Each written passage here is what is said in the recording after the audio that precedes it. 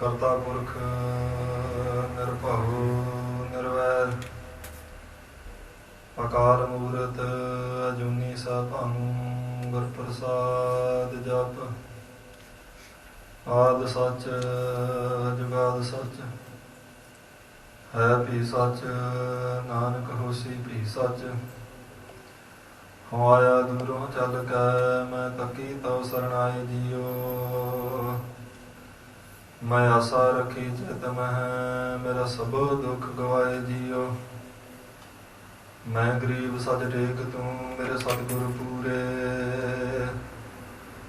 ਦੇਖ ਤੁਮਾਰਾ ਦਰਸ਼ਨ ਮੇਰਾ ਮਨ ਧੀਰੇ ਕਹਾਂ ਬੁੱਧ ਪ੍ਰਭ ਤੋਸ਼ ਹਮਾਰੀ ਬਰ ਨ ਸਕੈ ਮਹਿਮਾ ਜੋ ਤਿਹਾਰੀ ਹਮ ਨਾ ਸਖਤ ਕਰ ਸਿਫਤ ਤੁਮਾਰੀ ਆਪ ਲਿਓ ਤੁਮ ਕਥਾ ਸੁਧਾਰੀ ਸੁਣ ਹਰ ਕਥਾ ਉਤਾਰੀ ਮੈਲ ਮਹਾ ਪੁਨੀਤ ਭਏ ਸੁਖ ਸਹਿ ਸੁਣ ਹਰ ਕਥਾ ਉਤਾਰੀ ਮੈਲ ਮਹਾ ਪੁਨੀਤ ਭਏ ਸੁਖ ਸਹਿ ਸਤਨਾਮ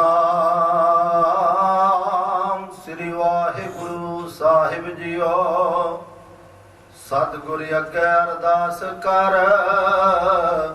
ਸਾਜਨ ਦੇ ਮਿਲਾਏ ਸਾਜਨ ਮਿਲਿਆ ਸੁਖ ਪਾਇਆ ਜਮਦੂਤ ਮੂਏ ਬਿਖ ਖਾਏ ਸਤਿਗੁਰ ਅੱਗੇ ਅਰਦਾਸ ਕਰ ਸਾਜਨ ਦੇ ਮਿਲਾਏ ਸਾਜਨ ਮਿਲਿਆ ਸੁਖ ਪਾਇਆ ਜਮਦੂਤ ਮੂਏ ਬਿਖ ਖਾਏ ਵਾਹਿਗੁਰੂ ਜੀ ਕਾ ਖਾਲਸਾ ਵਾਹਿਗੁਰੂ ਜੀ ਕੀ ਫਤਿਹ। ਪਤਿਤ ਪਾਵਨ ਭਗਤ ਵਸ਼ਲ ਕਿਰਪਾ ਨਿਧਾਨ ਮੇਰਾ ਦੇ ਖਜ਼ਾਨੇ ਜੋਤੀ ਸਰੂਪ ਗਰੀਬ ਨਵਾਜ ਪਾਤਸ਼ਾਹ ਜੁਗੋ ਜੁਗ ਅਟਲ ਚਾਵਰ ਛਤਰ ਤਖਤ ਦੇ ਮਾਲਕ ਸਤਿਗੁਰੂ ਸ੍ਰੀ ਗੁਰੂ ਗ੍ਰੰਥ ਸਾਹਿਬ ਮਹਾਰਾਜ ਸੱਚੇ ਪਾਤਸ਼ਾਹ ਜੀ ਦੀ ਪਾਵਨ ਪਵਿੱਤਰ ਹਜ਼ੂਰੀ ਵਿੱਚ ਜੁੜ ਬੈਠੇ ਗੁਰੂ ਖਾਲਸਾ ਸਾਧ ਸੰਗਤ ਜੀ, ਮਹਾਰਾਜ ਜੀ ਨੇ ਅਪਾਰ ਕਿਰਪਾ ਕੀਤੀ ਹੈ। ਪਿਛਲੇ ਪਹਿਲ ਦੇ ਸੁੰਦਰ ਦੀਵਾਨਾਂ ਦੀ ਪ੍ਰਾਰੰਭਤਾ ਗੁਰੂ ਸਾਹਿਬ ਜੀ ਦੀ ਪਾਵਨ ਪਵਿੱਤਰ ਹਜ਼ੂਰੀ ਵਿੱਚ ਹੋਈ। ਰਹਿਰਾਸ ਸਾਹਿਬ ਜੀ ਦੇ ਪਾਠ ਆਪ ਜੀ ਨੇ ਗੁਰਮੁਖਾਂ ਤੋਂ ਸਰਵਣ ਕੀਤੇ ਹਨ। ਉਪਰੰਤ ਗੁਰੂ ਸਵਾਰਿਆਂ ਦੀ ਰਸ ਭਿੰਨੀ ਰਸਨਾ ਤੋਂ ਗੁਰੂ ਕੀ ਬਾਣੀ ਦੇ ਕੀਰਤਨ ਆਪ ਨੇ ਸਰਵਣ ਕੀਤੇ। ਆਪਣੇ ਸਮੇਂ ਨੂੰ ਆਪਣੇ ਸਵਾਸਾਂ ਨੂੰ ਸਫਲੇ ਕੀਤਾ ਹੈ। ਲੜੀਵਾਰ ਗੁਰਬਾਣੀ ਦੀ ਕਥਾ ਜੋ ਆਪ ਜੀ ਰੋਜ਼ ਸਰਵਣ ਕਰਦੇ ਹੋ ਤਿਸ ਦਾ ਸਮਾਂ ਹੈ। ਧੰਨ ਗੁਰੂ ਨਾਨਕ ਦੇਵ ਮਹਾਰਾਜ ਸੱਚੇ ਪਾਤਸ਼ਾਹ ਜੀ ਕਿਰਪਾ ਕਰ ਰਹੇ ਹਨ। ਰਾਗ ਸ੍ਰੀ ਰਾਗ ਦੇ ਅੰਦਰ ਸਾਧ ਸੰਗਤ ਜੀ ਕੱਲ ਦਾ ਸ਼ਬਦ ਦੇ ਪ੍ਰਾਰੰਭ ਹੋਇਆ ਸੀ। ਅਸ਼ਟਪਦੀ ਹੈ। 4 ਪੌੜੀਆਂ ਦੀਆਂ ਕੱਲ੍ਹ ਆਪਾਂ ਵਿਚਾਰ ਲਈਆਂ ਸਨ। ਅੱਗੇ ਜਿਵੇਂ ਮਹਾਰਾਜ ਕਿਰਪਾ ਕਰਦੇ ਆਓ ਸਰਦਾ ਭਾਵਨਾ ਨਾਲ ਗੁਰੂ ਸਾਹਿਬ ਜੀ ਦੇ ਬਚਨਾਂ ਦੀ ਵਿਚਾਰ ਸਰਵਣ ਕਰਕੇ ਲਾਹਾ ਪ੍ਰਾਪਤ ਕਰੀਏ ਜੀ। ਸਤਿਗੁਰ ਅੱਗੇ ਅਰਦਾਸ ਕਰ ਸਾਜਨ ਦੇ ਮਿਲਾਏ। ਸਤਿਗੁਰੂ ਦੇ ਅੱਗੇ ਅਰਦਾਸ ਕਰ ਵੀ ਤੇਰਾ ਮਿਲਾਪ ਪ੍ਰਮਾਤਮਾ ਨਾਲ ਹੋ ਜਾਵੇ, ਕਿਉਂਕਿ ਗੁਰੂ ਤੋਂ ਬਿਨਾਂ ਸਾਧ ਸੰਗਤ ਜੀ ਮਿਲਾ ਨਹੀਂ ਸਕਦਾ ਕੋਈ। ਅਰਦਾਸ ਮਹਾਰਾਜ ਦੇ ਅੱਗੇ ਕਰਨੀ ਪਵੇਗੀ, ਫਿਰ ਪ੍ਰਮਾਤਮਾ ਨਾਲ ਮਿਲਾਪ ਹੋਵੇਗਾ ਗੁਰੂ ਦੀ ਕਿਰਪਾ ਦੁਆਰਾ। ਮਹਾਰਾਜ ਦੀ ਕਿਰਪਾ ਸਾਧਨ ਬਣ ਜਾਵੇਗੀ ਵਿੱਚ ਪ੍ਰਮਾਤਮਾ ਨਾਲ ਮਿਲਾਪ ਕਰਵਾਉਣ ਵਾਸਤੇ। ਜੈਸਾ ਸਤਿਗੁਰ ਸੁਣੀਦਾ ਤੈਸੋ ਹੀ ਮੈਂ ਢੀਠ, ਵਿਛੜਿਆ ਮੇਲੇ ਪ੍ਰਭੂ ਹਰ ਦਰਗਹਿ ਕਾ ਬਸੀਠ। ਵਿਛੜਿਆ ਹੋਇਆਂ ਨੂੰ ਮੇਲ ਪ੍ਰਮਾਤਮਾ ਸਾਧ ਸੰਗਤ ਜੀ। ਸੋ ਪ੍ਰਮਾਤਮਾ ਦਾ ਰੂਪ ਸਤਿਗੁਰੂ ਪ੍ਰਮਾਤਮਾ ਨਾਲੋਂ ਵਿਛੜਿਆਂ ਨੂੰ ਮਿਲਾ ਸਕਦਾ ਹੋਰ ਕੋਈ ਸਾਧਨ ਨਹੀਂ। ਗੁਰੂ ਹੀ ਮਿਲਾ ਸਕਦਾ। ਜੈਸਾ ਸਤਿਗੁਰ ਸੁਣੀਦਾ, ਜਿਵੇਂ ਉਹਦੀ ਸੋਭਾ ਸੁਣੀ ਸੀ, ਕਹਿੰਦੇ ਜਦੋਂ ਉਹਦੇ ਦਰ ਤੇ ਆਇਆ ਤੇ ਉਸੇ ਤਰ੍ਹਾਂ ਦਾ ਹੀ ਦੇਖਿਆ।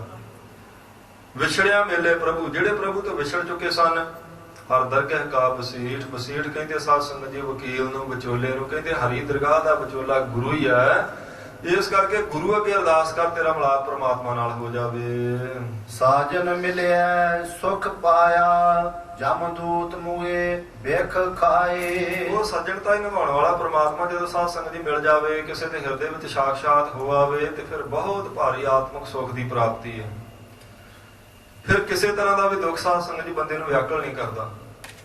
ਜੇ ਪ੍ਰਮਾਤਮਾ ਨਾਲ ਇੱਕ ਵਾਰੀ ਅਭੇਦਤਾ ਬਣ ਜਾਵੇ, ਉਹ ਹਿਰਦੇ ਵਿੱਚ ਪ੍ਰਗਟ ਹੋ ਆਵੇ ਤੇ ਫਿਰ ਸਾਧ ਸੰਗਤ ਜੀ ਜਿਹੜਾ ਸੁੱਖ ਹੈ ਉਹਨੂੰ ਅਸਲ ਵਿੱਚ ਰਸਨਾ ਕਥਨ ਕਰਕੇ ਦੱਸ ਨਹੀਂ ਸਕਦੀ। ਸੁੱਖ ਬੰਦੇ ਦੇ ਆਪਣੇ ਅੰਦਰ ਹੀ ਹੈ, ਪਰ ਸਾਨੂੰ ਉਹ ਸੁੱਖ ਵਾਲਾ ਟਿਕਾਣਾ ਲੱਭ ਨਹੀਂ ਰਿਹਾ। ਸੁਖ ਰੂਪ ਹੈ ਆਤਮਾ। ਆਤਮਾ ਨਾਲ ਜਿੰਨੀ ਦੇਰ ਪਛਾਣ ਨਹੀਂ ਬਣਦੀ ਸਾਧ ਸੰਗਤ ਜੀ, ਉਨੀ ਦੇਰ ਇਹ ਸੁਖ ਆਪਾਂ ਅਨੁਭਵ ਨਹੀਂ ਕਰ ਸਕਦੇ। ਬਾਹਰੀ ਦੁਨਿਆਵੀ ਸੁਖ ਬੰਦਾ ਮਾਣੇਗਾ, ਪਰ ਇਹ ਸਦੀਵੀ ਨਹੀਂ ਹੁੰਦੇ। ਪਰਮਾਤਮਾ ਅੰਦਰ ਪ੍ਰਗਟ ਹੋਵੇ ਤੇ ਜਿਹੜਾ ਫਿਰ ਉਹਦੇ ਮਿਲਾਪ ਦੇ ਆਨੰਦ ਦਾ ਸੁਖ ਆਵੇਗਾ, ਉਹ ਸੁਖ ਸਾਧ ਸੰਗਤ ਜੀ ਇੱਕ ਵਾਰ ਆ ਗਿਆ ਤੇ ਫਿਰ ਉਹਨੇ ਜਾਣਾ ਨਹੀਂ। ਉਹ ਹੈ ਆਤਮਿਕ ਸੁਖ, ਮਾਨਸਿਕ ਸੁਖ, ਸਦੀਵੀ ਸੁਖ। ਉਹ ਸੱਜਣ ਅਕਾਲ ਪੁਰਖ ਵਾਹਿਗੁਰੂ ਦੇ ਨਾਲ ਮਿਲਿਆ ਹੀ ਪ੍ਰਾਪਤ ਹੋਵੇਗਾ। ਜਮਦੂਤ ਮੋਏ ਬਿਖ ਖਾਏ, ਕਿਉਂਕਿ ਸ਼ਬਦ ਦਾ ਜਿਹੜਾ ਸਾਧ ਸੰਗਤ ਜੀ ਸਿਧਾਂਤ ਸੀ ਮਹਾਰਾਜ ਜੀ ਨੇ ਰੱਖਿਆ, ਭਾਈ ਰੇ ਇਹੋ ਸਿਰ ਜਾਣੋ ਕਾਲ, ਜਿਉ ਮਛੀ ਤਿਉ ਮਾਨਸਾ ਪਵੇ ਅਚਿੰਤਾ ਜਾਲ।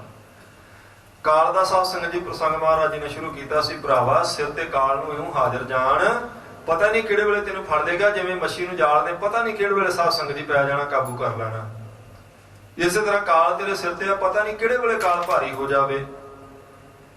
ਫਿਰ ਕਾਲ ਦਾ ਸੰਬੰਧ ਸਾਧ ਸੰਗਤ ਜੀ ਜਮਦੂਤਾਂ ਨਾਲ ਆਣ ਕੇ ਜੁੜਦਾ। ਜਮਦੂਤ ਮੋਏ ਬਿਖ ਖਾਏ। ਪ੍ਰਮਾਤਮਾ ਦਾ ਨਾਮ ਥੋੜੀ ਗੱਲ ਬੇਨਤੀ ਕੀਤੀ ਸੀ ਵੀ ਜਮਾਂ ਵਾਸਤੇ ਸਾਧ ਸੰਗਤ ਜੀ ਜ਼ਹਿਰ ਹੈ ਤੇ ਜਪਣ ਵਾਲੇ ਵਾਸਤੇ ਅੰਮ੍ਰਿਤ ਹੈ। ਜਿਵੇਂ ਜਿਵੇਂ ਕੋਈ ਨਾਮ ਜਪੇਗਾ, ਜਮਾਂ ਤੋਂ ਸਾਧ ਸੰਗਤ ਜੀ ਉਹਨਾਂ ਦੂਰ ਹੁੰਦਾ ਜਾਵੇਗਾ। ਮਹਾਰਾਜ ਦੇ ਬਚਨੋਂ ਕਹਿੰਦੇ ਨੇ, ਜੇ ਪੈਂਡਾ ਲੂਟੀ ਪਨਹਾਰੀ, ਸੋ ਮਾਰਗ ਸੰਤਨ ਦੂਰਾਰੀ। ਸਤਿਗੁਰ ਪੂਰਾ ਸਾਚ ਕਹਿਆ, ਨਾਮ ਤੇਰੇ ਕੀ ਮੁਕਤੇ ਬੀਥੀ, ਜਮ ਕਾ ਮਾਰਗ ਦੂਰ ਰਹਿਆ। ਜੇ ਪੈਂਡਾ ਲੂਟੀ ਪਨਹਾਰੀ, ਕਹਿੰਦੇ ਜਿਹੜੇ ਰਸਤੇ ਤੇ ਸਾਰਾ ਸੰਸਾਰ ਲੁੱਟਿਆ ਜਾ ਰਿਹਾ, ਸੋ ਮਾਰਗ ਸੰਤਨ ਦੂਰਾਰੀ। ਉਹ ਜਿਹੜਾ ਜਮਾਂ ਵਾਲਾ ਰਸਤਾ ਸਾਧ ਸੰਗਤ ਜੀ, ਸੰਤਨ ਦਾ ਅਰਥ ਆ ਨਾਮ ਜਪਣ ਵਾਲੇ ਗੁਰਮੁਖ ਪਿਆਰੇ, ਉਹ ਜਿਹੜੇ ਤੁਰਿਆ ਪਦ ਵਿੱਚ ਪਹੁੰਚੇ, ਉਹ ਜਮਾਂ ਦੇ ਉਸ ਮਾਰਗ ਤੋਂ ਦੂਰ ਨੇ। ਉਹਨਾਂ ਦਾ ਜਮਾਂ ਨਾਲ ਸਾਹਮਣਾ ਨਹੀਂ ਹੋ ਸਕਦਾ। ਸਤਿਗੁਰ ਪੂਰਾ ਸਾਚ ਕਹਿਆ, ਕਹਿੰਦੇ ਗੁਰੂ ਨੇ ਸੱਚ ਆਖਿਆ ਜੀ, ਇਹਦੇ ਵਿੱਚ ਕੋਈ ਮਿੱਥੀ ਗੱਲ ਨਹੀਂ। ਨਾਮ ਤੇਰੇ ਕੀ ਮੁਕਤੇ ਬੀਥੀ, ਬੀਥੀ ਹੁੰਦੀ ਗਲੀ। ਕਹਿੰਦੇ ਨਾਮ ਜਿੱਥੇ ਜਪਿਆ ਜਾਂਦਾ ਨਾ, ਉੱਥੇ ਸਾਧ ਸੰਗਤ ਜੀ ਅਸਲ ਵਿੱਚ ਜੀਵਨ ਮੁਕਤੀ ਦਾ ਆਨੰਦ ਪ੍ਰਾਪਤ ਹੈ। ਨਾਮ ਜਪਿਆ ਤੇ ਕਹਿੰਦੇ ਨੇ ਉਹ ਜਿਹੜੀ ਗਲੀ ਜਿਸ ਥਾਂ ਗੁਰਮੁਖ ਨਾਮ ਜਪਣ ਵਾਲੇ ਲੰਘਣਗੇ, ਉਹ ਮੁਕਤਿਆਂ ਦੀ ਗਲੀ ਹੈ, ਉੱਥੇ ਜਮ ਨਹੀਂ ਆ ਸਕਦਾ। ਜਮ ਕਾ ਮਾਰਗ ਦੂਰ ਰਹਿਆ। ਉਹ ਜਮਾਂ ਦਾ ਮਾਰਗ ਫਿਰ ਸਾਧ ਸੰਗਤ ਜੀ ਦੂਰ ਹੈ। ਜਮ ਮਰ ਗਿਆ। ਨਾਮ ਜਿਹੜਾ ਸੀ ਜਮ ਵਾਸਤੇ ਉਹਨੇ ਜ਼ਹਿਰ ਦਾ ਕੰਮ ਕੀਤਾ, ਜਪਣ ਵਾਲੇ ਲਈ ਉਹ ਅੰਮ੍ਰਿਤ ਆ। ਪਰ ਜਮ ਵਾਸਤੇ, ਜਿਵੇਂ ਰੋਗ ਵਾਸਤੇ ਸਾਧ ਸੰਗਤ ਜੀ ਜਿਹੜੀ ਦਵਾਈ ਹੁੰਦੀ ਆ, ਰੋਗ ਵਾਸਤੇ ਉਹ ਜ਼ਹਿਰ ਹੈ, ਰੋਗੀ ਵਾਸਤੇ ਅੰਮ੍ਰਿਤ ਹੈ। ਉਹੀ ਦਵਾਈ ਰੋਗੀ ਖਾਵੇ ਤੇ ਉਹਨੂੰ ਉਹ ਬਚਾਵੇਗੀ, ਪਰ ਰੋਗ ਮਰੇਗਾ। ਰੋਗ ਮਰੇਗਾ ਤੇ ਰੋਗੀ ਬਚਣਾ। ਖਾਣ ਵਾਲਾ ਤਾਂ ਬਚੇਗਾ ਜੇ ਉਹਦਾ ਰੋਗ ਮਰਿਆ ਕੱਟਿਆ ਜਾਵੇ। ਤੇ ਰੋਗ ਨੂੰ ਕੱਟਣ ਲਈ ਉਹ ਜਿਹੜੀ ਦਵਾਈ ਹੈ, ਰੋਗ ਵਾਸਤੇ ਜ਼ਹਿਰ ਹੈ ਤੇ ਖਾਣ ਵਾਲੇ ਵਾਸਤੇ ਅੰਮ੍ਰਿਤ। ਇਸੇ ਤਰ੍ਹਾਂ ਪ੍ਰਮਾਤਮਾ ਦਾ ਨਾਮ ਜਿਹਨੇ ਜਪਣਾ ਉਹਦੇ ਲਈ ਅੰਮ੍ਰਿਤ, ਤੇ ਜਿਹੜਾ ਸਾਧ ਸੰਗਤ ਜੀ ਜਮ ਹੈ, ਜਮ ਵਾਸਤੇ ਪ੍ਰਮਾਤਮਾ ਦਾ ਨਾਮ ਜ਼ਹਿਰ ਹੈ, ਉਹਨੂੰ ਮਾਰ ਦੇਵੇਗਾ। ਜਮ ਦੂਤ ਮੂਏ ਬਿਖ ਖਾਏ। ਪਰ ਜੇ ਆਪਾਂ ਮੰਨੀਏ, ਤੇ ਜੇ ਗੱਲ ਆਪਾਂ ਮੰਨੀਏ ਨਾ ਭਈ ਨਾਮ ਜਪਿਆ ਜਮਾਂ ਦੀ ਮਾਰ ਤੋਂ ਬਚ ਜਾਵਾਂਗੇ, ਫਿਰ ਤਾਂ ਕੋਈ ਸਾਧ ਸੰਗਤ ਜੀ ਉਦਮ ਕਰੇ ਸਤ ਸੰਗਤ ਵਾਸਤੇ, ਨਿਤਨੇਮ ਵਾਸਤੇ, ਪਰਉਪਕਾਰ ਵਾਸਤੇ, ਨਾਮ ਜਪਣ ਵਾਸਤੇ। ਪਰ ਜੇ ਮਾਨੇ ਗੱਲ ਮੰਨੇ ਨਾ ਵੀ ਕੋਈ ਜਮਦੂਤ ਵੀ ਹੁੰਦਾ, ਕੋਈ ਪਰਲੋਕ ਵੀ ਹੈ, ਕੋਈ ਧਰਮ ਰਾਜਾ ਵੀ ਹੈ, ਕਿਸੇ ਨੂੰ ਆਪਾਂ ਮੂੰਹ ਵੀ ਵਿਖਾਉਣਾ, ਕੋਈ ਲੇਖਾ ਵੀ ਸਾਡੇ ਤੋਂ ਪੁੱਛ ਸਕਦਾ ਹੈ, ਤੇ ਫਿਰ ਸਾਧ ਸੰਗਤ ਜੀ ਇਹਨਾਂ ਸਾਰੀਆਂ ਗੱਲਾਂ ਦਾ ਕੋਈ ਅਰਥ ਨਹੀਂ ਰਹਿ ਜਾਂਦਾ। ਫਿਰ ਕੋਈ ਸਤ ਸੰਗਤ ਦਾ ਮਹਾਤਮ ਨਹੀਂ, ਨਾਮ ਜਪਿਆ ਸਾਧ ਸੰਗਤ ਦੀ ਕੋਈ ਪ੍ਰਾਪਤੀ ਨਹੀਂ, ਫਿਰ ਕੋਈ ਨਿਤਨੇਮ ਦਾ ਲਾਭ ਹੀ ਨਹੀਂ।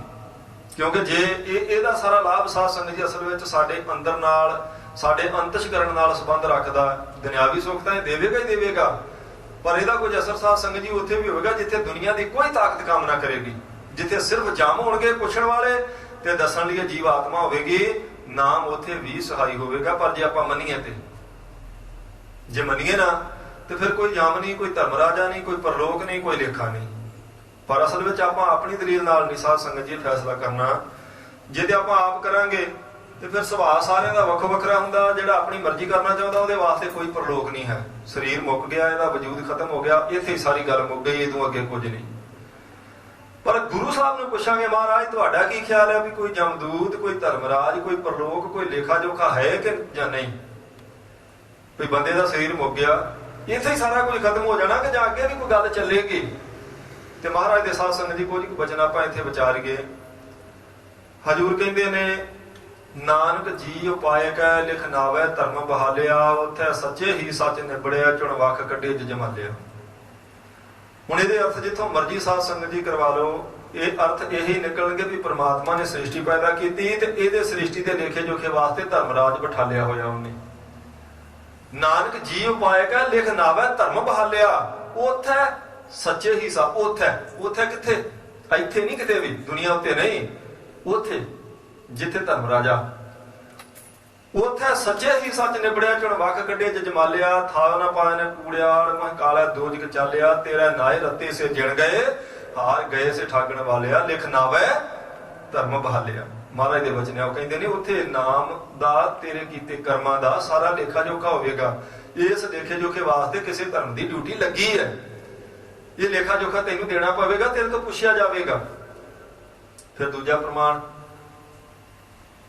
ਹਜੂਰ ਦੇ ਬਚਨੋਂ ਕਹਿੰਦੇ, ਆਪੀ ਨੇ ਭੋਗ ਭੋਗ ਕੇ ਹੋਏ ਭਸਮੜ ਭੌਰ ਸਦਾਇਆ, ਵੱਡਾ ਹੋਆ ਦੁਨੀਦਾਰ ਗਲ ਸੰਗਲ ਘੱਤ ਚਲਾਇਆ, ਅੱਗੇ ਕਰਨੀ ਕੀਰਤ ਵਾਚੀ ਹੈ। ਕਹਿੰਦੇ ਕੋਈ ਵੱਡਾ ਭਾਵੇਂ ਦੁਨੀਆ ਤੇ ਕਿੰਨਾ ਉੱਚਾ ਵੱਡੇ ਨਾਮ ਵਾਲਾ, ਬੜੀ ਉਹਦੇ ਨਾਂ ਦੀ ਜੈ ਜੈਕਾਰ ਹੈ, ਦੁਨੀਆ ਦੇ ਸਾਰੇ ਸੁੱਖ ਨੇ, ਪਰ ਕਹਿੰਦੇ ਨੇ ਇਹ ਤੇ ਕੰਮ ਰਹਿ ਗਿਆ ਇੱਥੇ, ਅੱਗੇ ਕਰਨੀ ਕੀਰਤ ਵਾਚੀ ਹੈ। ਬਹਿ ਲੇਖਾ ਕਰ ਸਮਝਾਇਆ, ਉੱਥੇ ਲੇਖੇ ਨਾਲ ਗੱਲ ਚੱਲੇਗੀ, ਉੱਥੇ ਕਰਨੀ ਵੇਖੀ ਜਾਣੀ ਹੈ। ਕਿਸੇ ਨੇ ਨਾਂ ਨਹੀਂ ਵੇਖਣਾ ਇਹਦਾ ਕਿੰਨਾ ਉੱਚਾ ਤੇ ਵੱਡਾ ਨਾਂ ਸੀ, ਕਿੰਨੇ ਕੁ ਲੋਕ ਇਹਦੇ ਪਿੱਛੇ ਤੁਰੇ ਫਿਰਦੇ ਸਨ। ਅੱਗੇ ਕਰਨੀ ਕੀਰਤ ਵਾਚੀ ਹੈ, ਅੱਗੇ ਦਾ ਅਰਥ ਆ ਪ੍ਰਲੋਕ ਵਿੱਚ। ਹੁਣ ਪ੍ਰਲੋਕ ਦੇ ਅਰਥ ਸਾਧ ਸੰਗਤ ਜੀ ਭਾਈ ਕਾਹਨ ਸਿੰਘ ਜੀ ਨਾਭੇ ਨੇ ਲਿਖੇ ਨੇ ਮਹਾਨ ਕੋਸ਼ ਵਿੱਚ, ਜਦੋਂ ਤੁਸੀਂ ਮਰਜ਼ੀ ਦੇਖਿਓ। ਉਹ ਕਹਿੰਦੇ ਨੇ ਉਹ ਅਸਥਾਨ ਜਿਹੜਾ ਮਰਨ ਤੋਂ ਬਾਅਦ ਪ੍ਰਾਪਤ ਹੋਵੇਗਾ। ਮਹਾਨ ਕੋਸ਼ ਵਿੱਚ ਭਾਈ ਕਾਹਨ ਸਿੰਘ ਜੀ ਨਾਭਾ ਨੇ ਲਿਖੇ ਪ੍ਰਲੋਕ ਦੇ ਅਰਥ। ਪ੍ਰਲੋਕ ਉੱਥੇ ਗੱਗੇ ਨਾਲ ਲਿਖਿਆ, ਉੱਪਰ ਲਿਖਿਆ ਪ੍ਰਲੋਕ ਕੱਕੇ ਨਾਲ, ਕਹਿੰਦੇ ਪਰਲੋਕ ਪਰਾਏ ਲੋਕਾਂ ਦਾ ਦੇਸ਼, ਥੱਲੇ ਲਿਖਿਆ ਪਰਲੋਕ।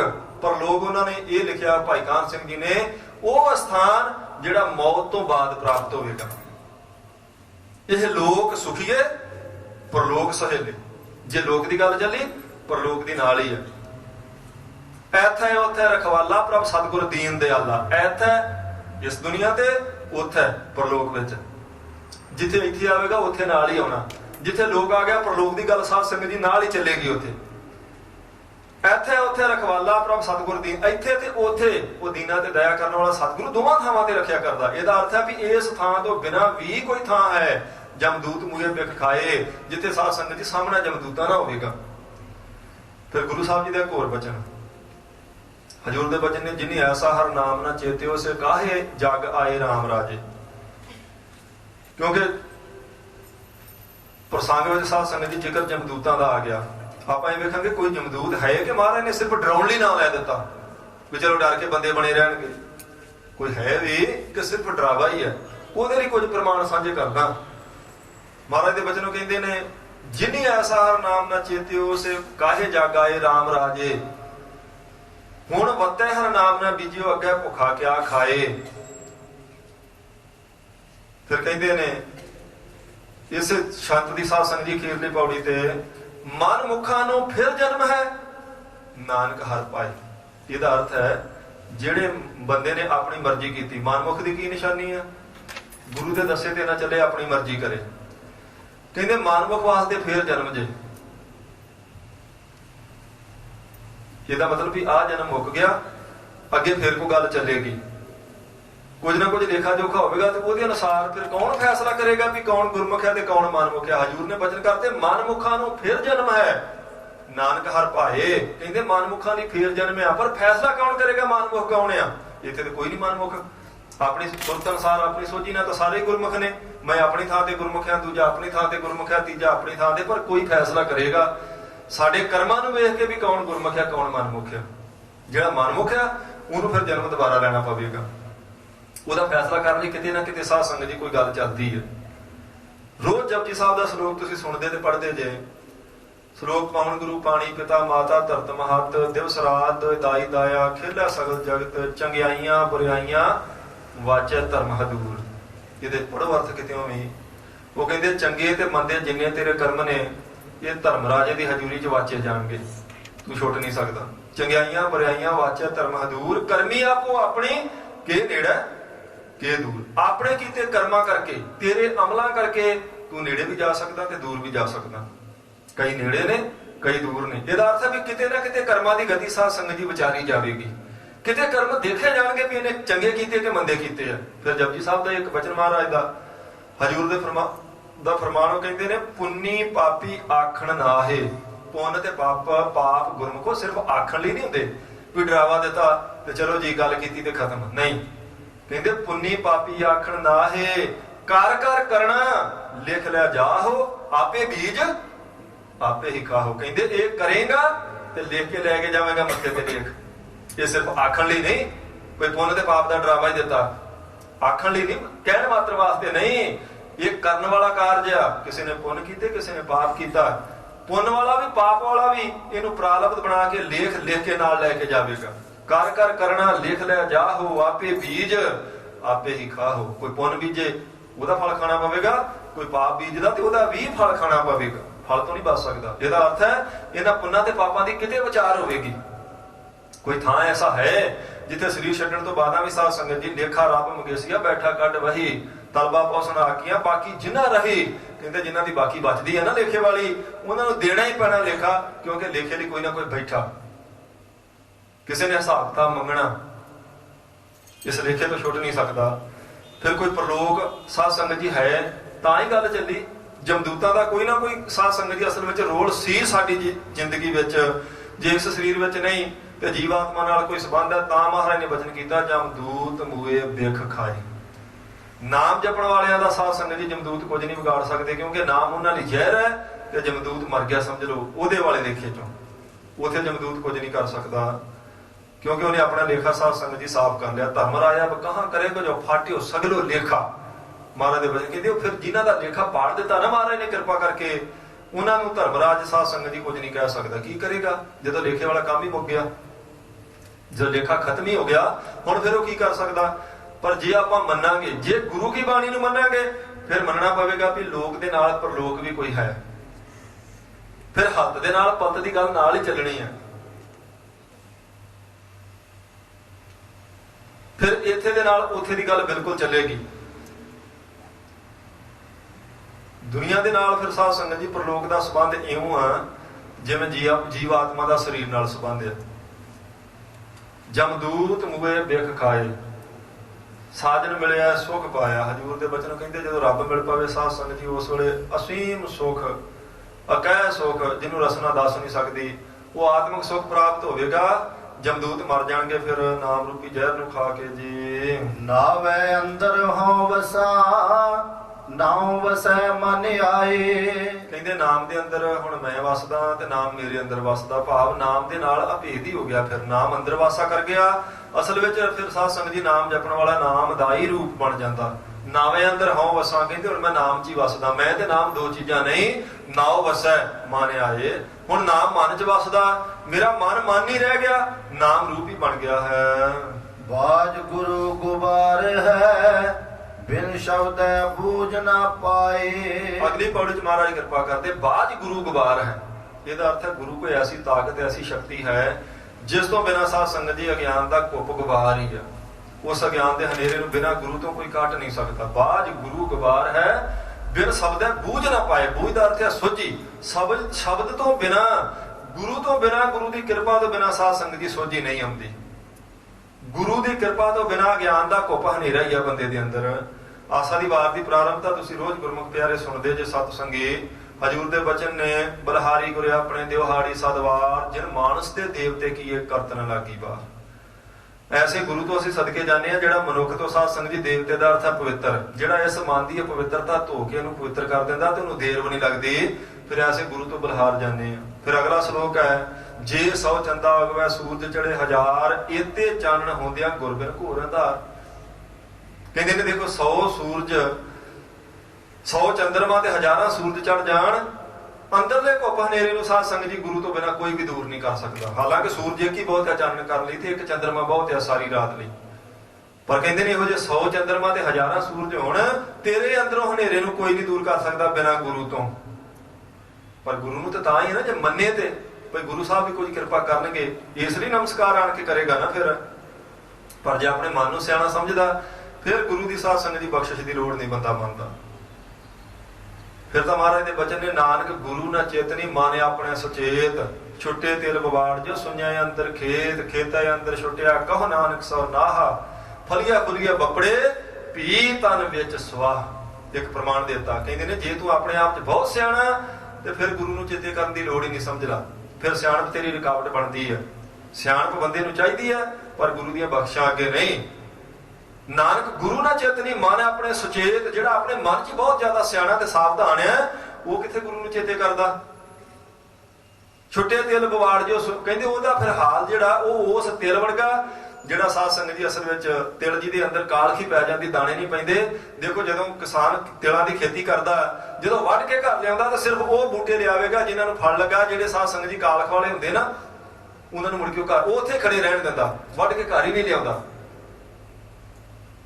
ਖੇਤੇ ਅੰਦਰ ਛੁੱਟਿਆ ਕਹੋ ਨਾਨਕ ਸੋ, ਕਹਿੰਦੇ ਉਹਦਾ ਕੋਈ ਮਾਲਕ ਹੈ ਦੱਸੋ? ਉਹ ਤੇ ਖੇਤ ਵਿੱਚ ਹੀ ਛੱਡ ਦਿੱਤੇ। ਫਲ ਵਾਲੇ ਦਾਣੇ ਲਿਆਂਦੇ ਉਹਨੇ ਕੱਟ ਕੇ ਘਰ ਨੂੰ, ਦੂਜਿਆਂ ਨੂੰ ਤਾਂ ਉੱਥੇ ਹੀ ਰਹਿਣ ਦਿੱਤਾ ਗਲਣ ਵਾਸਤੇ, ਸੜਨ ਵਾਸਤੇ। ਫਲੀਆ ਫੁਲੀਆ ਵੱਪੜੇ ਵੀ ਤਨ ਵਿੱਚ ਸਵਾ, ਕਹਿੰਦੇ ਬੂਟਾ ਚੰਗਾ ਸੀ, ਹਰਿਆ ਭਰਿਆ ਵੀ ਹੋ ਗਿਆ, ਵੱਡਾ ਵੀ ਹੋ ਗਿਆ, ਫਲੀਆਂ ਵੀ ਲੱਗ ਗਈਆਂ, ਪਰ ਹੋਇਆ ਕਿ ਬਿਜਲੀ ਲਿਸ਼ਕੀ ਹੈ ਤੇ ਕਹਿੰਦੇ ਨੇ ਹੁਣ ਉਹਦੇ ਵਿੱਚ ਸਵਾਹ ਪੈ ਗਈ, ਦਾਣੇ ਨਹੀਂ ਪਏ। ਜਿਨ੍ਹਾਂ ਚ ਸਵਾਹ ਉਹਦਾ ਮਾਲਕ ਹੀ ਕੋਈ ਨਹੀਂ, ਉਹਨੂੰ ਉੱਥੇ ਹੀ ਖੜਾ ਰਹਿਣ ਦਿੱਤਾ। ਜਿੰਨੀ ਮਰਜ਼ੀ ਬੰਦੇ ਚ ਸਿਆਣਪ ਹੈ, ਜਨਮ ਵੀ ਲਿਆ, ਵੱਡਾ ਵੀ ਹੋ ਗਿਆ, ਸਿਆਣਪ ਵੀ ਆ, ਚਾਤਰ ਵੀ, ਵਿਹਾਰਾਂ ਚ ਵੀ ਸਾਧ ਸੰਗਤ ਜੀ ਬੜਾ ਚੰਚਲ, ਪਰ ਜੇ ਗੁਰੂ ਦੀ ਕਿਰਪਾ ਨਹੀਂ ਤੇ ਕਹਿੰਦੇ ਅੰਦਰੋਂ ਖੋਲ ਕੇ ਵੇਖੋ ਕਾਲਖੀ ਜੇ, ਅੰਦਰ ਕੁਝ ਨਹੀਂ ਜੇ ਗੁਰੂ ਦੀ ਕਿਰਪਾ ਤੋਂ ਬਿਨਾਂ। ਗੁਰੂ ਤੋਂ ਬਿਨਾਂ ਸੋਝੀ ਕੌਣ ਬਖਸ਼ੇ? ਬਾਝ ਗੁਰੂ ਗੁਬਾਰ ਹੈ ਬਿਨ ਸ਼ਬਦੈ ਬੂਝ ਨਾ ਪਾਏ। ਕਹਿੰਦੇ ਗੁਰੂ ਦੀ ਬਖਸ਼ਿਸ਼, ਭਾਈ ਗੁਰਦਾਸ ਜੀ ਦਾ ਇੱਕ ਬਚਨ ਚੇਤੇ ਆ ਗਿਆ। ਉਹ ਕਹਿੰਦੇ ਦੇਖੋ ਗੁਰੂ ਦੀ ਕਿਰਪਾ ਜਦੋਂ ਵਰਤਦੀ ਹੈ ਨਾ, ਜੈਸੇ ਕਰਤਾਸ ਗਰ ਜਾਸ ਜਲ ਬੂੰਦ ਭਰੇ, ਇੱਕ ਪ੍ਰਮਾਣ ਦਿੱਤਾ ਉਹਨਾਂ ਨੇ। ਕਹਿੰਦੇ ਜਿਵੇਂ ਕਾਗਜ਼ ਦੇ ਉੱਤੇ ਵੇਖੋ ਪਾਣੀ ਦੀਆਂ 2-4 ਬੂੰਦਾਂ ਪੈ ਜਾਣ ਤੇ ਉਹ ਕਾਗਜ਼ ਸਾਧ ਸੰਗਤ ਜੀ ਗਲ ਜਾਂਦਾ।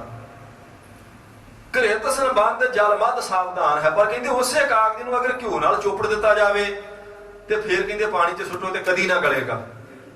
ਘਿਓ ਦੇ ਥੰਧਿਆਈ ਦਾ, ਘਿਓ ਦੀ ਦਾ ਇੰਨਾ ਅਸਰ ਪਿਆ ਉਸ ਕਾਗਜ਼ ਉੱਤੇ, ਉਵੇਂ ਬੂੰਦਾਂ ਪੈਂਦੀਆਂ ਤੇ ਗਲ ਜਾਣਾ ਸੀ, ਪਰ ਜੇ ਘਿਓ ਦੇ ਨਾਲ ਚੋਪੜ ਕੇ ਸੁੱਟਿਆ ਤੇ ਪਾਣੀ ਦਾ ਕੁਝ ਨਹੀਂ ਵਿਗਾੜ ਸਕਦਾ। ਫਿਰ ਕਹਿੰਦੇ ਜੈਸੇ ਕੋਟ ਭਾਰ ਤੂਲ ਤਨਕ ਚਿੰਗ ਜਰੈ, ਤੇਲ ਮੇਲ ਦੀਪਕ ਮੇਂ ਬਾਤੀ ਬੇਦਮਾਨ ਹੈ।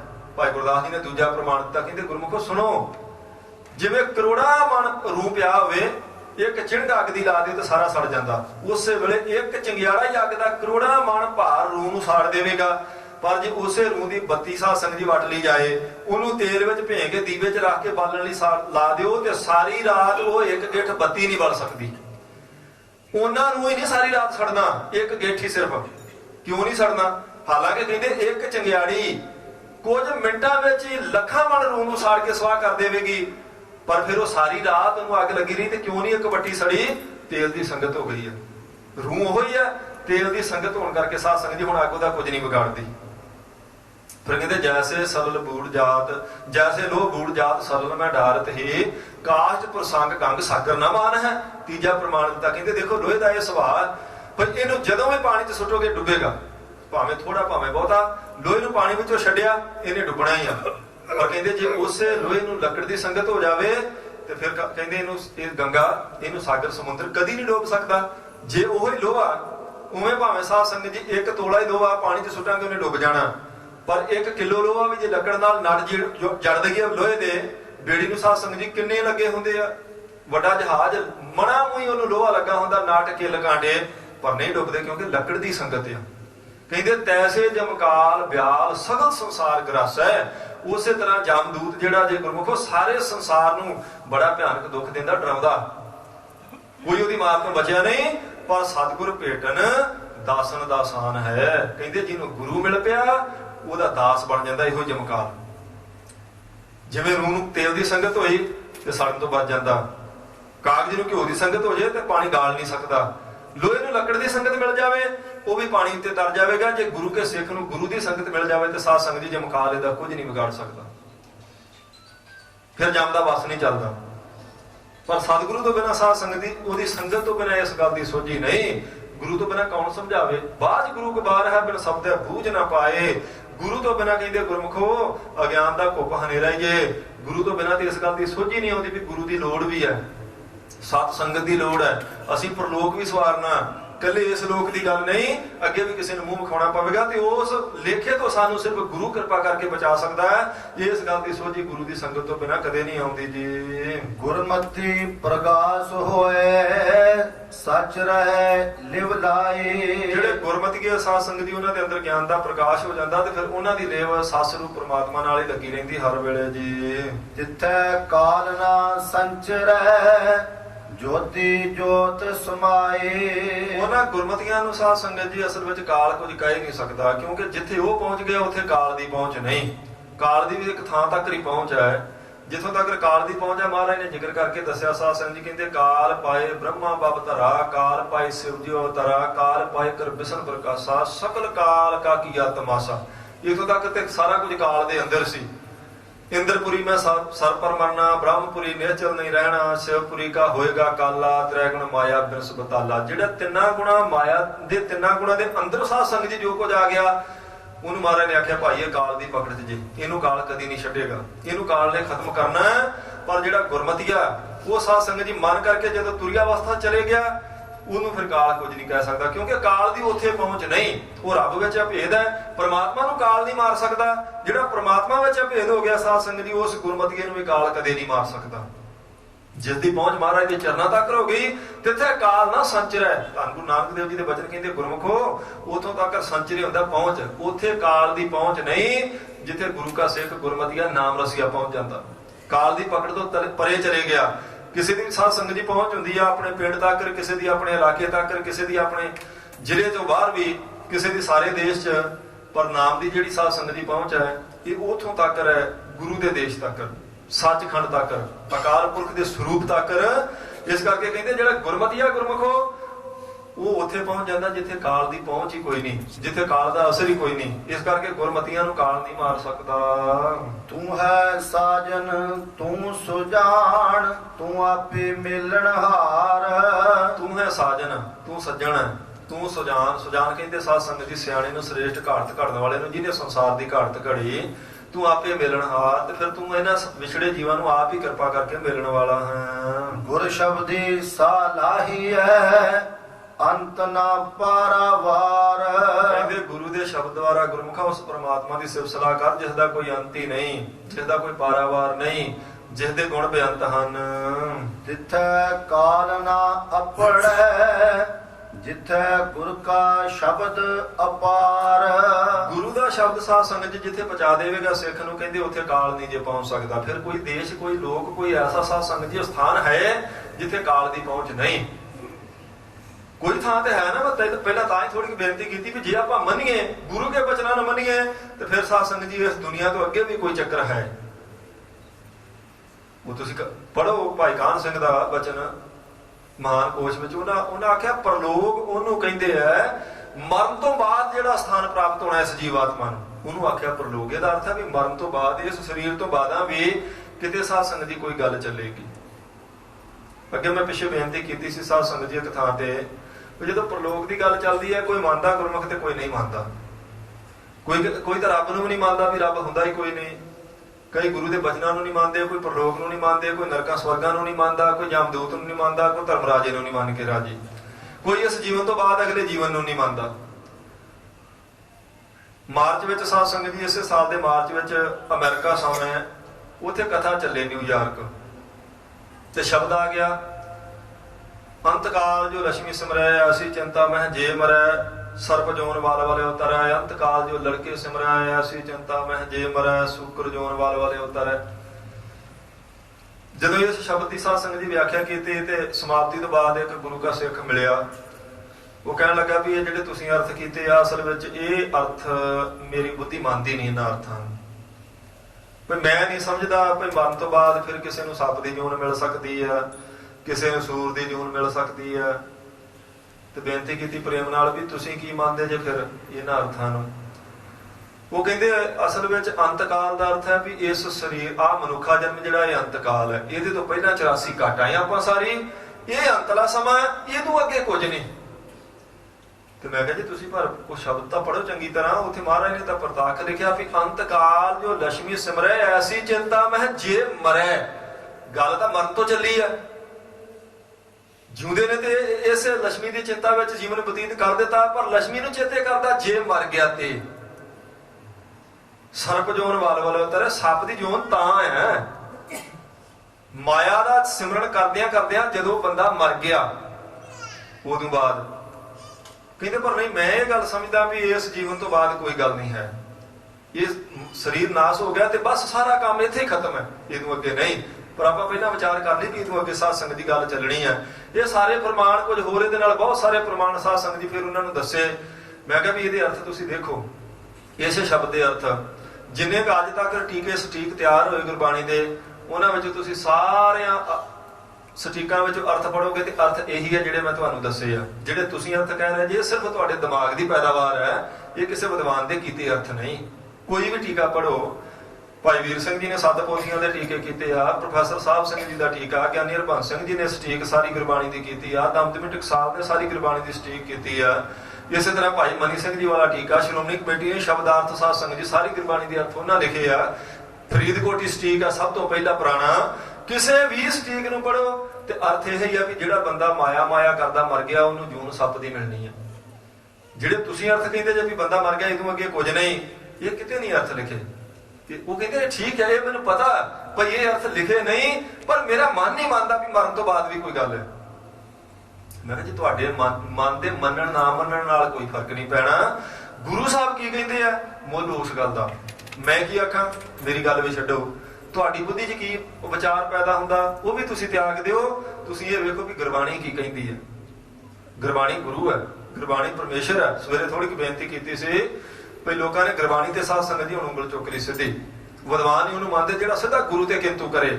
ਤੇ ਫਿਰ ਉਸ ਸਿੱਖ ਨੂੰ ਕੀ ਆਖਾਂਗੇ ਵੀ ਉਸੇ ਗੁਰੂ ਨੂੰ ਮੱਥਾ ਟੇਕੇ ਉੱਥੇ ਹੱਥ ਜੋੜ ਕੇ ਅਰਦਾਸ ਕਰੇ ਤੇ ਉਸੇ ਤੇ ਸਾਧ ਸੰਗਤ ਦੀ ਮੁੜ ਕੇ ਨੁਕਸ ਕੱਢੇ। ਉਸੇ ਗੁਰਬਾਣੀ ਵਿੱਚ ਆ ਕੇ ਇੱਥੇ ਗਲਤੀ ਰਹਿ ਗਈ ਆ, ਇਹ ਲਗ ਮਾਤਰ ਵਾਧੂ ਆ, ਇਹ ਬੁਲਾਉਣੀ ਨਹੀਂ ਚਾਹੀਦੀ, ਆ ਅੱਖਰ ਦਾ ਕੋਈ ਅਰਥ ਹੀ ਨਹੀਂ ਹੈਗਾ, ਇਹਨੂੰ ਛੱਡ ਦਿੱਤਾ ਜਾਵੇ। ਉਸੇ ਗੁਰਬਾਣੀ ਨੂੰ ਗੁਰੂ ਆਖੀਏ, ਉੱਥੇ ਅਰਦਾਸਾਂ ਕਰੀਏ, ਉਸੇ ਦੀਆਂ ਪ੍ਰਕਰਮਾਂ ਕਰੀਏ, ਉੱਥੇ ਨੱਕ ਰਗੜੀਏ, ਉੱਥੇ ਮੱਥੇ ਟੇਕੀਏ, ਉੱਥੋਂ ਦਾਤਾ ਮੰਗੀਏ। ਉਸੇ ਗੁਰਬਾਣੀ ਵਿੱਚ ਫਿਰ ਸਾਨੂੰ ਨੁਕਸ ਦਿਸਣ ਵੀ ਇਹ ਨਹੀਂ ਠੀਕ, ਆ ਵਾਧੂ ਲੱਗ ਗਿਆ, ਇਹ ਇਸ ਅੱਖਰ ਦਾ ਕੋਈ ਮੁੱਲ ਨਹੀਂ ਸੀ, ਆ ਸਿਹਾਰੀ ਬਿਹਾਰੀ ਉਦਾਂ ਹੀ ਆ। ਥੋੜੀ ਕਿ ਸਵੇਰੇ ਬੇਨਤੀ ਕੀਤੀ ਸੀ ਭਈ ਉਹ ਸਿਹਾਰੀ ਬਿਹਾਰੀ ਲਗ ਮਾਤਰ, ਕੋਈ ਵੀ ਲਗ ਮਾਤਰੀ ਸਾਧ ਸੰਗਤ ਜੀ ਨਿਯਮ ਤੇ ਨੇਮ ਨੂੰ ਛੱਡ ਕੇ ਨਹੀਂ ਮਹਾਰਾਜ ਨੇ ਗੁਰਬਾਣੀ ਲਿਖਾਈ। ਗੁਰਬਾਣੀ ਲਗ ਮਾਤਰੀ ਨਿਯਮਾਂ ਦੇ ਅਨੁਸਾਰ ਆ। ਜੇ ਕੋਈ ਲਗ ਮਾਤਰ ਸਾਡੇ ਕੋਲ ਬੋਲੀ ਨਹੀਂ ਜਾਂਦੀ ਤੇ ਸਾਡੀ ਕਮਜ਼ੋਰੀ ਆ। ਇਹਦਾ ਅਰਥ ਇਹ ਨਹੀਂ ਆਪਾਂ ਕਹਿੰਦੇ ਇਹਨੂੰ ਛੱਡ ਦਿਓ, ਇਹਦਾ ਅਰਥ ਹੀ ਕੋਈ ਨਹੀਂ। ਸਾਡੇ ਕੋਲ ਨਹੀਂ ਬੋਲੀ ਜਾਂਦੀ ਸਿਹਾਰੀ ਦੇ ਔਂਕੜ ਅਸੀਂ ਬੁਲਾ ਨਹੀਂ ਸਕਦੇ। ਆਪਾਂ ਕਹਿ ਦਿੱਤਾ ਲਓ ਜੀ ਵਿਆਕਰਨ ਕਹਿੰਦੀ ਹੈ ਸਿਹਾਰੀ ਦੇ ਔਂਕੜ ਜਿਹੜਾ ਸੀ ਸਿਰਫ ਅਰਥਾਂ ਵਾਸਤੇ ਸੀ, ਇਹਨੂੰ ਬੋਲਣਾ ਨਹੀਂ ਚਾਹੀਦਾ। ਇਹਦਾ ਅਰਥ ਹੈ ਵੀ ਗੁਰੂ ਸਾਹਿਬ ਨੇ ਵਿਅਰਥ ਲਾਇਆ ਇਹ, ਵੀ ਇਹ ਲਾਉਣਾ ਹੀ ਨਹੀਂ ਸੀ ਚਾਹੀਦਾ। ਹੁਣ ਸਵੇਰੇ ਮੈਂ ਥੋੜੀ ਜਿਹੀ ਬੇਨਤੀ ਕੀਤੀ ਸੀ ਵੀ ਜਿਹੜੇ ਇੱਥੋਂ ਦੇ ਸਾਧ ਸੰਗਤ ਜੀ ਬੱਚੇ ਆ ਨਾ ਜੰਮੇ, ਉਹ ਰਾੜਾ ਨਹੀਂ ਬੁਲਾ ਸਕਦੇ ਬਹੁਤੇ, ਉਹਨਾਂ ਦੀ ਜ਼ਬਾਨ ਰਾੜਾ ਨਹੀਂ ਬੁਲਾਉਂਦੀ। ਤੇ ਇਹਦਾ ਅਰਥ ਇਹ ਨਹੀਂ ਵੀ ਰਾੜਾ ਵਾਧੂ ਹੈ। ਮਹਾਰਾਜ ਨੇ ਜਿਹੜੀ ਸਾਧ ਸੰਗਤ ਜੀ ਗੁਰਮੁਖੀ ਲਿਪੀ ਤਿਆਰ ਕੀਤੀ, ਰਾੜਾ ਉਹਦੇ ਚ ਹੈ ਤੇ ਰਾੜੇ ਦਾ ਆਪਣਾ ਵੱਖਰਾ ਉਚਾਰਨ ਹੈ, ਰਾੜੇ ਦਾ ਮੁੱਲ ਆ। ਤੇ ਜੇ ਸਾਡੇ ਕੋਲੋਂ ਰਾੜਾ ਬੁਲਾਇਆ ਨਾ ਜਾਵੇ ਤੇ ਅਸੀਂ ਕਹੀਏ ਜੀ ਵਾਧੂ ਹੈ, ਇਹਨੂੰ ਛੱਡ ਦੇਣਾ ਚਾਹੀਦਾ, ਇਹਦਾ ਕੋਈ ਮੁੱਲ ਨਹੀਂ। ਅਸੀਂ ਨਹੀਂ ਬੁਲਾ ਸਕਦੇ, ਸਾਡੀ ਕਮਜ਼ੋਰੀ ਆ, ਕੋਈ ਇਥੋਂ ਦੇ ਵਾਤਾਵਰਨ ਦਾ ਫਰਕ ਆ। ਪਰ ਇਹਦਾ ਅਰਥ ਇਹ ਨਹੀਂ ਵੀ ਰਾੜਾ ਹੈ ਹੀ ਵਾਧੂ ਤੇ ਫਾਲਤੂ। ਜੇ ਅਸੀਂ ਸਿਹਾਰੀ ਨਹੀਂ ਬੁਲਾ ਸਕਦੇ ਤੇ ਇਹਦਾ ਅਰਥ ਇਹ ਨਹੀਂ ਸਿਹਾਰੀ ਮਹਾਰਾਜ ਨੇ ਬਿਨਾਂ ਵਜ੍ਹਾ ਲਾ ਦਿੱਤੀ ਹੈ। ਗੁਰਬਾਣੀ ਤੇ ਕੋਈ ਕਿੰਤੂ ਨਹੀਂ। ਗੁਰਬਾਣੀ ਪੂਰਿਆਂ ਦੀ ਰਚਨਾ ਸਾਧ ਸੰਗਤ ਜੀ, ਇਹ ਅਲਾਈ ਸਾਦਾ ਹੈ, ਪੂਰੀ ਹੈ, ਇਹਦੇ ਤੇ ਕੋਈ ਕਿੰਤੂ ਨਹੀਂ। ਤੇ ਜੇ ਫਿਰ ਇਸੇ ਅੱਗੇ ਆਪਾਂ ਅਰਦਾਸ ਕਰਕੇ ਇਸੇ ਤੇ ਨੁਕਸ, ਫਿਰ ਉਹ ਵਿਦਵਤਾ ਕਿਸੇ ਕੰਮ ਦੀ ਨਹੀਂ। ਹਾਂ ਬੁੱਧੀ 'ਚ ਜੇ ਕੋਈ ਸ਼ੰਕਾ ਪੈਦਾ ਹੋ ਗਿਆ ਤੇ ਗੁਰਮੁਖਾਂ ਨਾਲ ਵਿਚਾਰ ਕਰਕੇ ਸ਼ੰਕਾ ਕੱਢਿਆ ਜਾ ਸਕਦਾ। ਕਈ ਦਿਨਾਂ ਦੀ ਵਿਚਾਰ ਤੋਂ ਬਾਅਦ ਫਿਰ ਸਾਧ ਸੰਗਤ ਜੀ ਉਸ ਗੁਰਮੁਖ ਨੇ ਮੰਨਿਆ ਭਈ ਹਾਂ ਠੀਕ ਆ, ਭਈ ਹੁਣ ਮੇਰੇ ਮੰਨਣ ਵਿੱਚ ਗੱਲ ਆਈ ਭਈ ਮਰਨ ਤੋਂ ਬਾਅਦਾਂ ਵੀ ਅੱਗੇ ਗੱਲ ਚੱਲਣੀ ਆ, ਇਸ ਸਰੀਰ ਤੋਂ ਬਾਅਦ ਵੀ ਅੱਗੇ ਗੱਲ ਚੱਲੇਗੀ, ਕਿਤੇ ਨਾ ਕਿਤੇ ਕੁਝ ਪੁੱਛਿਆ ਜਾਵੇਗਾ। ਜੇ ਉਹਦੇ ਮਨ 'ਚ ਸ਼ੰਕਾ ਤੇ ਵਿਚਾਰ ਕੀਤਿਆਂ ਨਿਕਲ ਗਿਆ, ਪਰ ਜੇ ਕੋਈ ਵਿਚਾਰ ਹੀ ਨਾ ਕਰੇ ਤੇ ਆਖੇ ਜੋ ਮੈਂ ਕਹਿ ਦਿੱਤਾ ਇਹ ਹੀ ਆਖਰੀ ਸੱਚ ਹੈ, ਉਹ ਆਖਰੀ ਸੱਚ ਨਹੀਂ। ਜੋ ਗੁਰੂ ਸਾਹਿਬ ਨੇ ਆਖਿਆ ਪਹਿਲਾ ਤੇ ਆਖਰੀ ਸੱਚ ਸਾਧ ਸੰਗਤ ਜੀ ਉਹ ਹੈ ਜੋ ਗੁਰੂ ਕੀ ਬਾਣੀ ਦੇ ਬਚਨ ਹੈ। ਮੇਰੀ ਬੁੱਧੀ 'ਚ ਨਾ ਬੈਠਣ ਉਹ ਗੱਲ ਵੱਖਰੀ ਹੈ। ਮੇਰੀ ਜਿਹੜੀ ਦਲੀਲ ਹੈ, ਦਲੀਲ ਦੀ ਕਸੌਟੀ ਤੇ ਕੋਈ ਮਹਾਰਾਜ ਜੀ ਦਾ ਕੌਤਕ ਫਿੱਟ ਨਹੀਂ ਪੈਂਦਾ ਤੇ ਮੇਰੀ ਦਲੀਲ ਦੀ ਕਮਜ਼ੋਰੀ ਹੋ ਸਕਦੀ ਹੈ। ਭਾਸ਼ਾ ਦੇ ਉੱਤੇ ਅਸਲ ਵਿੱਚ ਸਾਧ ਸੰਗਤ ਜੀ ਜਿਹੜੀ ਭਾਸ਼ਾ ਹੈ, ਭਾਸ਼ਾ ਦੀ ਵਿਆਕਰਨ ਹੁੰਦੀ ਹੈ। ਭਾਸ਼ਾ ਦੇ ਆਸਰੇ ਤੇ ਵਿਆਕਰਨ ਹੈ, ਵਿਆਕਰਨ ਦੇ ਆਸਰੇ ਤੇ ਭਾਸ਼ਾ ਨਹੀਂ ਹੁੰਦੀ। ਜੇ ਕੋਈ ਫਿੱਟ ਨਹੀਂ ਪੈਂਦਾ ਅੱਖਰ ਸਾਧ ਸੰਗਤ ਜੀ ਵਿਆਕਰਨ ਅਨੁਸਾਰ ਤੇ ਉਹਦੀ ਵਿਆਕਰਨ ਨਵੀਂ ਖੋਜ ਕਰਕੇ ਲੱਭੀ ਜਾ ਸਕਦੀ ਹੈ। ਭਾਸ਼ਾ ਨਹੀਂ ਉਹਨੀ ਬੰਦ ਕੀਤੀ ਜਾ ਸਕਦੀ ਵੀ ਇਹ ਮੇਰੀ ਵਿਆਕਰਨ 'ਚ ਨਹੀਂ ਆਉਂਦੀ, ਇਹਨੂੰ ਚੌਕੀ ਦਿਓ ਵਿੱਚੋਂ। ਭਾਸ਼ਾ ਉਹ ਰਹੇਗੀ, ਵਿਆਕਰਨ ਉਹਦੀ ਲੱਭਣੀ ਪਵੇਗੀ। ਗੁਰੂ ਤੇ ਕੋਈ ਕਿੰਤੂ ਨਹੀਂ। ਸੋ ਮਹਾਰਾਜ ਸੱਚੇ ਪਾਤਸ਼ਾਹ ਜੀ ਦੇ ਬਖਸ਼ਿਸ਼ ਤਿੱਥੈ ਕਾਲ ਨਾ ਪੜਾ ਜਿੱਥੇ ਗੁਰ ਕਾ ਸ਼ਬਦ ਪਾਰ। ਕਹਿੰਦੇ ਕੋਈ ਐਸੀ ਜਗ੍ਹਾ, ਕੋਈ ਐਸਾ ਸਥਾਨ ਹੈ ਜੇ ਗੁਰਮੁਖੋ ਗੁਰੂ ਕੇ ਸ਼ਬਦ ਨੇ ਜਿੱਥੇ ਪਹੁੰਚਾ ਦੇਣਾ ਇਸ ਜੀਵਾਤਮਾ ਨੂੰ, ਉੱਥੇ ਕਾਲ ਨਹੀਂ ਪਹੁੰਚ ਸਕਦਾ। ਬਾਕੀ ਮਹਾਰਾਜ ਨੇ ਕੋਈ ਕਸਰ ਨਹੀਂ ਛੱਡੀ। ਉਹ ਕਹਿੰਦੇ ਨੇ ਕਾਲ ਪਾਏ ਬ੍ਰਹਮਾ ਬਪਤਰਾ, ਬ੍ਰਹਮੇ ਨੂੰ ਵੀ ਕਾਲ ਮਾਰਦਾ। ਕਾਲ ਪਾਏ ਸ਼ਿਵਜੀ ਅਵਤਾਰਾ, ਸ਼ਿਵਜੀ ਵੀ ਕਾਲ ਦੇ ਅੰਦਰ ਬਚ ਹੀ ਨਹੀਂ ਸਕਦਾ। ਇੰਦਰਪੁਰੀ ਮੈਂ ਸਰ ਪਰ ਮਰਨਾ, ਇੰਦਰਪੁਰੀ ਸਵਰਗ ਨੂੰ ਕਹਿੰਦੇ ਨਾ, ਸਵਰਗ ਵਿੱਚ ਵੀ ਮੌਤ ਆ ਸਾਰਿਆਂ ਦੀ। ਪਰ ਇੱਕ ਥਾਂ ਐਸਾ ਹੈ ਪਰਮੇਸ਼ਰ ਦਾ ਸਰੂਪ ਜਿੱਥੇ ਕਾਲ ਨਹੀਂ ਜਾ ਸਕਦਾ, ਤੇ ਗੁਰੂ ਦਾ ਸ਼ਬਦ ਉੱਥੇ ਬਚਾਵੇਗਾ ਜਿੱਥੇ ਕਾਲ ਨੇ। ਸਾਧ ਸੰਗਤ ਜੀ, ਕਾਲ ਦਾ ਅਸਰ ਹੀ ਕੋਈ ਨਹੀਂ। ਇਸ ਕਰਕੇ ਕਹਿੰਦੇ ਸ਼ਬਦ ਦੇ ਅਭਿਆਸੀ ਬਣੋ। ਜਦੋਂ ਸ਼ਬਦ ਅੰਦਰ ਟਿਕ ਗਿਆ, ਕਾਲ ਤੁਹਾਡਾ ਕੁਝ ਨਾ ਵਿਗਾੜ ਸਕੇਗਾ ਜੀ। ਹੁਕਮੀ ਸਭੇ ਉਪਜੈ, ਹੁਕਮੀ ਕਾਰ ਕਮਾਏ। ਕਹਿੰਦੇ ਉਹਦੇ ਹੁਕਮ ਵਿੱਚ ਹੀ ਸਭ ਪੈਦਾ ਹੁੰਦੇ ਤੇ ਹੁਕਮ ਵਿੱਚ ਹੀ ਸਾਰੇ ਜੀਵ ਕਾਰ ਕਰਦੇ ਹਨ। ਹੁਕਮੀ ਕਾਲੈ ਵਸ ਹੈ, ਹੁਕਮੀ ਸਾਚ ਸਮਾਹੇ। ਉਹਦੇ ਹੁਕਮ ਵਿੱਚ ਹੀ ਸਾਧ ਸੰਗਤ ਜੀ ਕਾਲ ਦੇ ਵਸ 'ਚ ਬੰਦਾ ਪੈਂਦਾ ਤੇ ਉਹਦੇ ਹੁਕਮ ਵਿੱਚ ਹੀ ਸੱਚ ਸਮਾਉਂਦਾ। ਭਾਵ ਕਾਲ ਦੀ ਪਕੜ 'ਚ ਵੀ ਉਹਦੇ ਹੁਕਮ 'ਚ ਹੀ ਆ, ਤੇ ਕਾਲ ਦੀ ਪਕੜ ਤੋਂ ਜੇ ਨਿਕਲਣਾ ਉਹ ਵੀ ਉਹਦੇ ਹੁਕਮ ਵਿੱਚ ਹੀ ਹੈ। ਜੇ ਕੋਈ ਨਿਕਲ ਗਿਆ ਤੇ ਉਹ ਇਹ ਨਹੀਂ ਕਹਿ ਸਕਦਾ ਮੈਂ ਬਹੁਤਾ ਜ਼ਿਆਦਾ ਅਭਿਆਸੀ ਬਣ ਗਿਆ ਤਾਂ ਨਿਕਲ ਗਿਆ। ਉਹਦੀ ਕਿਰਪਾ ਹੋ ਗਈ ਤੇ ਤੂੰ ਨਿਕਲ ਗਿਆ। ਉਹਦੇ ਭਾਣੇ ਵਿੱਚ ਹੀ ਸੀ। ਜੇ ਕਾਲ ਦੇ ਅੰਦਰ ਸਾਂ, ਜੇ ਉਹਨੇ ਬਚਾ ਲਿਆ, ਕਿਰਪਾ ਕੀਤੀ, ਤੂੰ ਜੁੜ ਗਿਆ ਉਹਦੇ ਚਰਨਾਂ ਨਾਲ, ਤਾਂ ਵੀ ਉਹਦੇ ਹੁਕਮ ਵਿੱਚ ਹੀ ਹਾਂ। ਨਾਨਕ ਜੋ ਤਿਸ ਭਾਵੈ ਸੋ ਥੀਐ, ਇਨਾ ਜਨਤਾ ਵਸ ਕਿਛ ਨਾਹੀ। ਸਮਾਪਤੀ ਦੇ ਮਹਾਰਾਜ ਕਿਰਪਾ ਕਰਦੇ। ਕਹਿੰਦੇ ਅਸਲ ਵਿੱਚ ਇਹਨਾਂ ਜਨਤਾ ਦੇ ਵਸ ਵਿੱਚ ਕੁਝ ਨਹੀਂ ਹੈ। ਜੋ ਹੈ ਸਾਧ ਸੰਗਤ ਜੀ ਅਸਲ ਵਿੱਚ ਪ੍ਰਮਾਤਮਾ ਦੇ ਹੱਥ 'ਚ ਹੀ ਹੈ। ਨਾਨਕ ਜੋ ਤਿਸ ਭਾਵੈ ਸੋ ਥੀਐ, ਜੋ ਉਹਨੂੰ ਪਾਉਂਦਾ ਉਹੀ ਚੰਗਾ ਲੱਗਦਾ। ਉਹਦੇ ਹੁਕਮ ਅਨੁਸਾਰ ਸਾਰੀ ਖੇਡ ਚੱਲਣੀ ਹੈ। ਜੀਵਾਂ ਦੇ ਹੱਥ ਵਿੱਚ ਸਾਧ ਸੰਗਤ ਜੀ ਕੁਝ ਨਹੀਂ। ਹਾਂ, ਜੀਵਾਂ ਦੇ ਹੱਥ ਇੰਨਾ ਹੀ ਹੈ ਵੀ ਉਹਦੇ ਅੱਗੇ ਅਰਦਾਸਾਂ ਕੀਤੀਆਂ ਜਾਣ, ਉਹਦੇ ਤੋਂ ਉਹਦੀ ਕਿਰਪਾ ਮੰਗੀ ਜਾਵੇ। ਬਾਕੀ ਸਾਰਾ ਲੇਖ ਉਸੇ ਦੇ ਸਾਧ ਸੰਗਤ ਜੀ ਤਾਕਤ ਵਿੱਚ, ਉਸੇ ਦੀ ਅਗਾਮੀ ਕਲਮ ਵਿੱਚ ਆਏ। ਸਤਿਗੁਰ ਸੱਚੇ ਪਾਤਸ਼ਾਹ ਜੀ ਨੇ ਕਿਰਪਾ ਕੀਤੀ ਅਤੇ ਸ਼ਬਦ ਵੀ ਸਾਧ ਸੰਗਤ ਦੀ ਸੰਪੂਰਨ ਹੋਇਆ ਤੇ ਸਮੇਂ ਦੀ ਵੀ ਸਮਾਪਤੀ ਹੋਈ। ਵਿਚਾਰ ਕਰਦਿਆਂ ਹੋਈਆਂ ਭੁੱਲਾਂ ਚੁੱਕਾਂ ਦੀ ਸੰਗਤ ਖਿਮਾ ਬਖਸ਼ੇ ਜੀ। ਲੇਖਾ ਕਦੇ ਨਾ ਛੁੱਟੀ ਆਖਿਆ ਕਰ ਭੁੱਲਣਹਾਰ, ਬਖਸ਼ਣਹਾਰ ਬਖਸ਼ਦਾ ਨਾਨਕ ਪਾਰਿ ਉਤਾਰ। ਵਾਹਿਗੁਰੂ ਜੀ ਕਾ ਖਾਲਸਾ।